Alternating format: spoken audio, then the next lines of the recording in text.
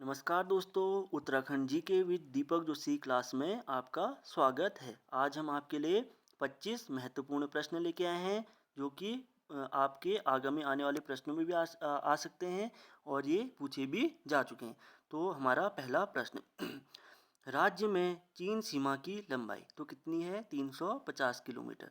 राज्य में चीन सीमा की लंबाई 350 किलोमीटर। एक प्रश्न आपके लिए और बन सकता है, राज्य में नेपाल सीमा की लंबाई तो ये कितनी है? 275 किलोमीटर। कितनी है? 275 किलोमीटर। ठीक है।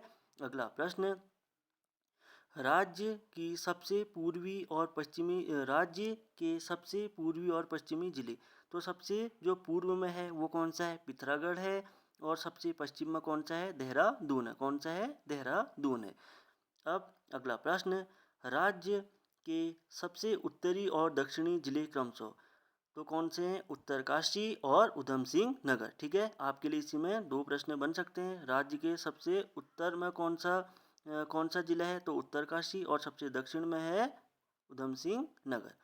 ठीक है। अगला प्रश्न, चौथा प्रश्न जो कि बहुत ही महत्वपूर्ण है, सबसे लंबी अंतर्राष्ट्रीय सीमा रेखा वाला जिला कौन सा है? पिथौरागढ़। ठीक है। सबसे लंबी अंतर्राष्ट्रीय सीमा रेखा वाला जिला पिथौरागढ़। ठीक है। और नेपाल और तिब्बत से। ठीक है। नेपाल और तिब्बत से। फिर अगला प्रश्न, राज्य का वह जिला जिसे दो देश स्पर्श करते हैं। राज्य का वह जिला जिसे दो देश स्पर्श करते हैं तो कौन सा है? पिथौरागढ़ है। तो पिथौरागढ़ को कौन कौन स्पर्श करते हैं? नेपाल और चीन। ठीक है। नेपाल और चीन क्या करते हैं? इसको स्पर्श करते हैं। अगला प्रश्न, उत्तर प्रदेश से सर्वाधिक और सबसे कम सीमा रेखा वाले जिले क्रमशः। ठीक है। जो मतलब इसको सबसे ज़्यादा जो सर्वाधिक सीमा रेखा और सबसे कम रेखा वाला जो जिले हैं कौन कौन से, ये आपके लिए दोनों प्रश्न, इसमें दो प्रश्न बन सकते हैं आपके लिए। ठीक है। उत्तर प्रदेश से सर्वाधिक जो क्या कहते हैं कौन सा जिला स्पर्श करता है? उधम सिंह नगर। और सबसे कम कौन सा करता है? नैनीताल। सबसे ज़्यादा पूछा जाएगा तो उधम सिंह नगर और सबसे कम पूछा जाएगा तो नैनीताल। ठीक है। अगला प्रश्न, टनकपुर के बाद काली नदी का नाम। टनकपुर के बाद काली नदी का नाम तो क्या है? इसका नाम शारदा। ठीक है। जैसे टनकपुर के बाद जो काली नदी है उसका जो नाम क्या हो जाता है? नाम परिवर्तन हो जाता है। और उस काली नदी को किस नाम से जाना जाता है? शारदा नदी के नाम से जाना जाता है। ठीक है। अगला प्रश्न, राज्य में सर्वाधिक जल प्रवाह वाली नदी। ठीक है। राज्य में सर्वाधिक जल प्रवाह वाली नदी तो ये कौन सी है? अलकनंदा। ठीक है। कौन सी है? अलकनंदा। ठीक है। अगला प्रश्न, सर्वाधिक प्रवाह पथ वाली नदी। सर्वाधिक प्रवाह पथ वाली नदी कौन सी है? काली है। कौन सी है? काली है। गंगोत्री से देवप्रयाग तक गंगा का नाम व लंबाई क्या है? भागीरथी। ठीक है। क्या है? भागीरथी। और इसकी जो लंबाई है 205 किलोमीटर। इसी में आपके लिए दो प्रश्न बन सकते हैं। गंगोत्री से देवप्रयाग तक गंगा का नाम तो वो नाम क्या है? भागीरथी है। और इसकी जो लंबाई है कितनी है? 205 किलोमीटर है। कितनी है? 205 किलोमीटर। अगला प्रश्न, देवप्रयाग से राज्य सीमा तक गंगा का नाम व लंबाई। ठीक है। तो जो इसकी देवप्रयाग से राज्य सीमा तक जो इसका जो नाम है वो क्या है? गंगा ही है। और इसकी जो लंबाई है कितनी है? 96 किलोमीटर। कितनी है? 96 किलोमीटर। ठीक है। अगला प्रश्न, अलकनंदा और मंदाकिनी का संगम कहाँ पे होता है? तो कहाँ पे होता है? रुद्रप्रयाग के रुद्र में होता है। ठीक है। रुद्रप्रयाग के रुद्र में होता है अलकनंदा और मंदाकिनी का संगम। जो भी ये संगम वाले प्रश्न हैं आप इन्हें जरूर ही नोट कर ले। ये बार बार जो हमारे जो प्रश्न जो हमारे प्रतियोगिता वाले जो प्रतियोगिताएं होती है उसमें पूछे जाते हैं। ठीक है। अलकनंदा व पिंडर का संगम। ठीक है। अलकनंदा व पिंडर का संगम जो होता है कहाँ पे होता है? कर्णप्रयाग। कर्णप्रयाग में होता है। कर्णप्रयाग कहाँ है? चमोली में। ठीक है। कर्णप्रयाग कहाँ है? चमोली में। ठीक है। अगला प्रश्न, अलकनंदा और नंदाकिनी का संगम कहाँ पे होता है? तो कहाँ पे होता है? नंदप्रयाग में होता है। और जो नंदप्रयाग कहाँ है? चमोली में। ठीक है। नंदप्रयाग कहाँ है? चमोली। अलकनंदा और नंदाकिनी का संगम नंदप्रयाग में होता है और ये कहाँ है? चमोली में। ये भी बहुत ही महत्वपूर्ण प्रश्न है, बार बार ये पूछा जाता है। ठीक है। अगला प्रश्न, अलकनंदा बहु भागीरथी सास का संगम तो कहाँ पे होता है? देवप्रयाग के टिहरी में होता है। कहाँ होता है? देवप्रयाग के टिहरी में होता है। ठीक है। अगला प्रश्न, भागीरथी व भिलगना का संगम कहाँ पे होता है? ठीक है, भिलगना का संगम कहाँ पे होता है? गणेश प्रयाग में होता है। और जो गणेश प्रयाग वो कहाँ है? पुरानी टिहरी में है। ठीक है, भागीरथी व भिलगना का संगम गणेश प्रयाग पुरानी टिहरी में होता है। अगला प्रश्न, गंगा व चंद्रभागा का संगम तो कहाँ पे होता है? ऋषिकेश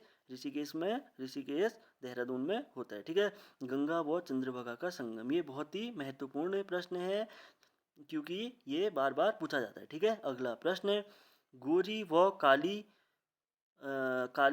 शारदा का संगम ये कहाँ पे होता है? गोरी व काली शारदा संगम ये कहाँ होता है? जौलजीबी पिथौरागढ़ में होता है। कहाँ होता है? जौलजीबी पिथौरागढ़ में होता है। ठीक है, अगला प्रश्न, यमुना व टोस संगम ये कहाँ पे होता है? कालसी देहरादून में। कहाँ होता है? यमुना व जो टोस का संगम होता है कालसी देहरादून में होता है। ये बहुत ही महत्वपूर्ण प्रश्न है, बार बार पूछा जा चुका है। ठीक है, अगला प्रश्न, भागीरथी व केदार गंगा संगम ये कहाँ पे होता है? भागीरथी व केदार गंगा का संगम होता है गंगोत्री उत्तरकाशी में होता है। ठीक है, गंगोत्री उत्तरकाशी में होता है।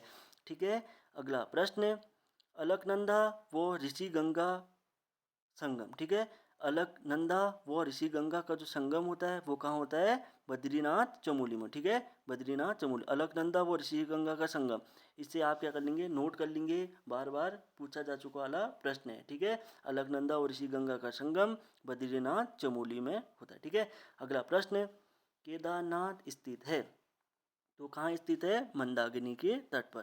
केदारनाथ कहाँ स्थित है? केदारनाथ स्थित है मंदाकिनी के तट पर। कहाँ है? मंदाकिनी के तट पर।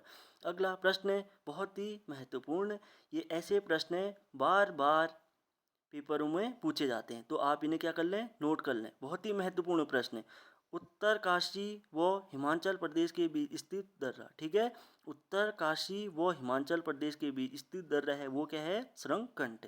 ठीक है, इसे तो आप क्या कर लें? रट लें अच्छे से। उत्तरकाशी व हिमाचल प्रदेश के बीच स्थित दर्रा शृंगकंठ। ठीक है, और पिथौरागढ़ और पिथौरागढ़ और चंपावत के बीच स्थित दर्रा है। ठीक है, पिथौरागढ़ और चंपावत के बीच स्थित दर्रा है उसका नाम क्या है? लापसा। ठीक है, तो ये ऐसे एक प्रश्न ये बन सकता है, जो लापसा दर्रा है वो किन किन के बीच में? तो क्या है? पिथौरागढ़ और चंपावत के बीच में है। ठीक है, अगला प्रश्न, पिथौरागढ़ बागेश्वर के बीच स्थित दर्रा कौन सा है? ट्रेल पास। पिथौरागढ़ और बागेश्वर के बीच कौन सा दर्रा है? ट्रेल पास। ठीक है, आपको अगर हमारी जो वीडियो अच्छी लग रही है तो क्या करें? लाइक करें, सब्सक्राइब करें, शेयर करें। ठीक है, आज हम आपसे 2 प्रश्न पूछेंगे। अगर आपको इनकी जानकारी है तो आप हमें कमेंट बॉक्स में बताएंगे और अगली वीडियो में हम इनके आपको आंसर भी बताएंगे। सबसे बड़ा राष्ट्रीय उद्यान कौन सा है? ठीक है, सबसे बड़ा राष्ट्रीय उद्यान अगर आपको आता है तो आप कमेंट बॉक्स में कमेंट करें। और सबसे छोटा राष्ट्रीय उद्यान कौन सा है? ठीक है, ये भी आप हमें क्या करेंगे? कमेंट बॉक्स में बताएंगे। और जो हमारी जो अगली वीडियो होगी हम आपको इसके बारे में बताएंगे। ठीक है, अगर आपको हमारी वीडियो अच्छी लग रही है तो क्या करें? लाइक करें, सब्सक्राइब करें, शेयर करें। धन्यवाद।